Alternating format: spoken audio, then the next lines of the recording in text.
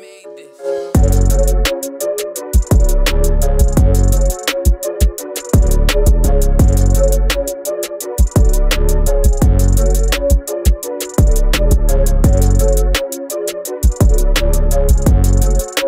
Clarity. Yo. Homeboys, thank you very, very much for your time today. Come on, man. Thank you. We were running through the city trying to get you. Like, literally. I appreciate it. Sorry I had to, it was such a, I felt like a mission impossible. No, honestly, it was worth it. The show was great. Even just having the experience of connecting inside the the van was dope as well. Yeah. The goal of our conversation primarily, they're just about, because I feel like so many people look at people from where they're at in the current situation. You know, you've attained a lot of influence. You've obviously gone into comedy and you know, built a very big following, while obviously still developing and taking things to whole new levels. And I feel like it's where you start that ultimately really defines the character that you are today. And a lot of young people tend to kind of need more of an understanding of the journey as opposed to just seeing it from where it is in order to really extract what they can take and use it in the story. So the conversation is purely and simply a conversation. There's no right or wrong question or answer. It's just about understanding the mind of Clarity, really. Let's do it. So you the airplane mode this joint right quick. My phone broke, it'll go on silent. That's fine. You grew up in Philadelphia, right? I don't know why Wikipedia says that. It says that. I know everybody. I'm not from Philly, bro. I have no idea. I think there's like another white man named Greg Davis who's like a football coach from Philly. I'm from Orlando, Florida. Orlando, okay. Born and raised in Orlando, Florida. So how did Orlando, Florida mold and raise Greg? I mean, I'm a Southern boy. I think at heart, you know what I mean. Like I grew up there. I didn't leave the house till I was like 17, almost 18. So I grew up my whole life in Orlando. You know what I mean. Like football, the South, every typical thing about the music, culture, grills, you know, cookouts, barbecue. Like just a Southern kid. Like, you know, swamps and gators and all kind of stuff. And it made me, I think, I don't know, just kind of like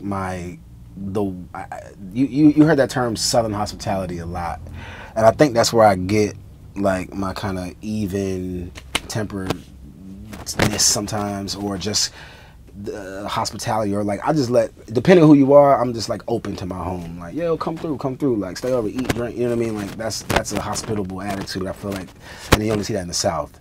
You know, I still yes ma'am, no ma'am, yes sir, no sir. How like people, they be like, I'm not old, don't do that. I'm like, it's a respect thing. I don't know. So I think it shaped me morally.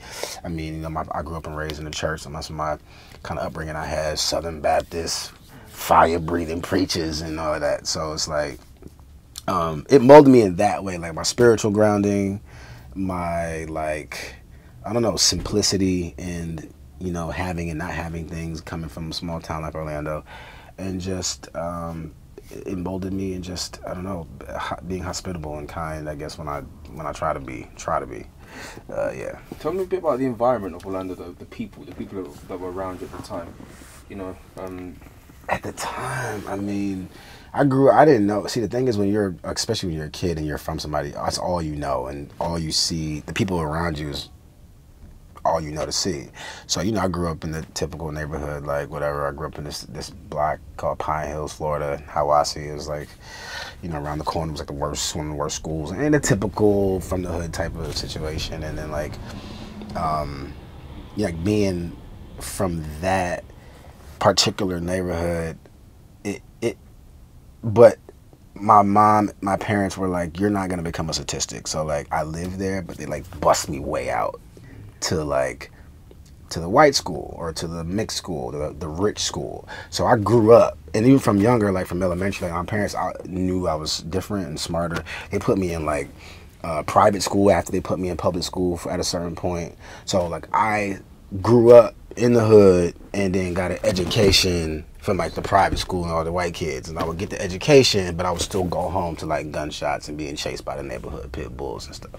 But I would go to school, and I would be the only black kid there in all the honors and AP classes. Don't even know how I got there, to be honest with you. Like, My parents always told me I had a natural gift for being like smart. My dad all I knew is I was always doing work at home. I never knew any difference, and I still went to school. So like, you know, I loved numbers and math and money and stuff. So like, I was just smart naturally. So I was in all these gifted classes, but I was still like a regular black kid. Like I wasn't like, let me get all my grades. I was like, nigga, I don't want to do this. Oh, fine, get an A. Crazy stuff.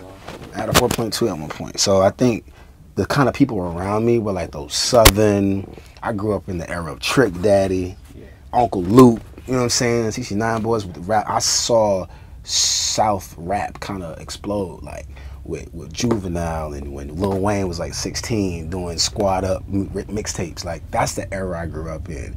Gold teeth, you know, grills, Chevy Caprices with 23-inch rims. Like that was the culture I was around. And of course, like all the drug dealing and all that other kind of stuff. And then I saw the white kids in the golf course, and their fathers the kids whose dads was doctors and owned golf clubs, courses, and country club memberships. So I would like go to their house sometimes and spend the night, and I'd be like, damn, they living good. And I go home like, nigga, why we ain't got no, you know, like in Friday, and then you got cereal with no milk. You know what I mean? And so that's kind of like the kind of different people, you know, racists in the South. I remember one time I was a kid in middle school, I went to this corner store. I was walking around the woods where the school was situated. It was like a lot of woods in the back. That's how Florida is, a bunch of swamp and stuff. And it was just like corner store. And I remember we were on a field trip. The teacher was walking us on the line. And I remember we had to stop to use the bathroom. I go in this corner store and I go to the bathroom in the back, and there's a KKK uniform hanging up behind the door. Wow. Not this, but like if you close the door. And I was so young that I didn't really register, but all I know is all like the books and documentaries my parents had me read about the civil rights and, you know, the 60s and stuff. I knew, like, it didn't really, like, what? But I knew that sheet looks familiar. Yeah. That hoodie with the eyes missing out looks familiar. I think I was in middle school and I saw that. That's what it's like growing up in the South as a kid. Like, when people hear these stories, like, I'm so shocked and racist. I'm like, what? But that's a Tuesday. I was in traffic one time going to high school, and this white lady pulled up next to us, and you know, whatever. We was kids, but we weren't doing nothing crazy, listening to music. And she looked over and said something, whatever. And my boy said something crazy. He's like, "Shut up, bitch," you know, calling us like, "Yeah, niggers," and they drove off. We were like, so it was a way of life. So at what point did you know you were different? When did you realize that Orlando wasn't it for you? When I almost got killed and still made it out, I was like, I gotta get up out of here. Yeah, I tried to be a little. I mean, there's no options in Florida, bro. It's like football, music. But even then, it was in Miami at the time, not Orlando. The only thing Orlando had to offer was Mickey Mouse and Disneyland and Universal Studios. There was nothing else. I mean, Nickelodeon was down there at the time. And when I was a kid, like, you know, I was on the Nickelodeon show when I was like 8 or 9. But everything picked up and left Orlando. The business left and went all to LA, so there was nothing else. And so I was bored. I was football, music, and you know what I mean? I'm a 15-year-old kid, and all we have are these images on TV that fantasize and dramatize money and rims and cars and jewelry, and I feel like it's a vicious cycle because they put that on the TV as this is what you need to attain. This is the pinnacle of success, but we ain't got that. So how you gonna get it? You gotta do what you gotta do. And you're told that you're not cool or accepted unless you have this. So now what you start doing at 15 when you can't get, even if you go get a job, that's not going to buy you that car with those rims. That's not going to get you that girl. And that's not even saying that's the right things to do, but that's what that's what Jay-Z said. He's like, these street schoolers to spend our money foolish, bond with jewelers and watchful intruders. So I stepped it up another level. He was like, that's what they do. It's like they teach us, they show you get that, bond with jewelers, and then I'm going to tell you what go get it at though. Oh, you got a lot of money now. Eric, get here, take it to my cousin. He's a business manager. Oh, you should buy this car. You should go to him to get that house. It's all a cycle.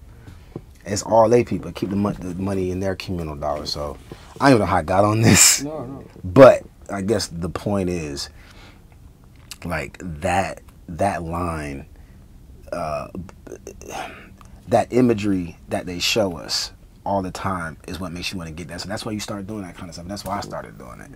And so, like, I started selling drugs at like 15, trying to be a little dope boy because I wasn't working at Universal Studios over the summer. We're gonna get me what I wanted to do or get me what I wanted to get. And then, you know, you get caught up in that, and I almost got killed, got set up, got murdered, gunpoint, blank range, trigger pull, saw white, the whole nine. Like a movie, it's like they say white flashes for your eyes. It's exactly like that. Like you just see white, you be like, you think about your, it's like a movie. It's like you see your mom, dad, brother, uncle, cousin, sister, mother, grandma, high school, college, all that, just poof, in like 2.2 seconds. Wow. Scary as hell. And I just remember waking up on the ground with somebody poking my ribs. I just remember waking up in the hospital. Wow. So I was like, at that point, I was like, yeah, let me get the hell up out of here. And that happened like 2 weeks before I was supposed to graduate. Wow. Graduate high school. I almost became another statistic like that. Like that. So that was the biggest, like... Ain't shit down there, bro. I remember my friend of mine who was an actor was like, yo, it's time for you to come back, bro. I'm like, what do you mean? He's like, it's time for you to come back. You've been gone too long. I was like, nah. And then like a week later, this random casting director saw me walking down the street. She was like,